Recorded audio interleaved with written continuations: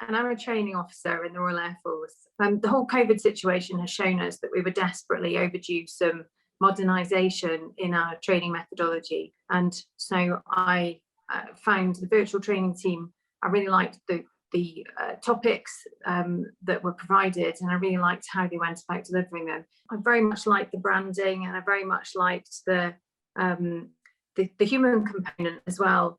And I think that's very important, particularly when you're dealing with a big training community like ours. One of the things that was really important to us was finding a coach who could really connect with our training community. And the virtual training team worked really hard to match us with the right person, the right character. And Jenny, who delivered most of our sessions, she's got her own fan club in our organisation now. I think from the point that we first made contact, it was clear that the virtual training team really wanted to help us develop something that would work for us. And so the fact that the virtual training team were willing to get to know us, get to know how we do our business, to understand some of the change that we're undergoing that might influence how we're going to do our business in the future was really, really important to us. And so all the way through, I felt like we were the most important part of that process. So I knew some of the areas that we needed to cover.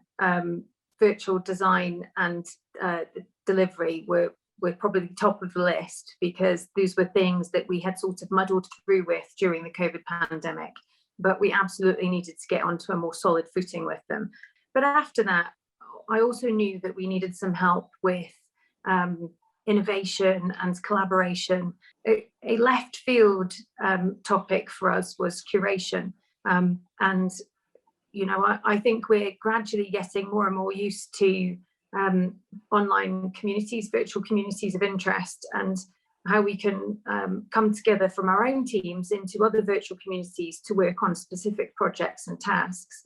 And I think the product that we came up with in the end, that we delivered, was really, really useful in getting people to understand that training isn't always a thing, it's not always an event. Sometimes it's something that happens by osmosis. It's something that is a gentle nudge and a gentle guide in a particular direction. And so all of the workshops that were delivered in the end were really, really useful to us and really valuable in helping us make the change. So we presented the virtual training team with a couple of big challenges. One was the number of people that we needed to reach. The other challenge that we had was timelines, because we had to use the money by the end of the financial year, and therefore we needed all of the sessions booking in before a particular date. And so we managed to achieve both, which I think is really impressive. And I think having come out the other side of the series of webinars, you know, I can see people already making changes to how they design their slides, to how they use the systems that we've got access to deliver their training, to even how they issue information relating to the session. I noticed a big difference in across the training community. I think I absolutely found the right company and the right coaches, and I'm very grateful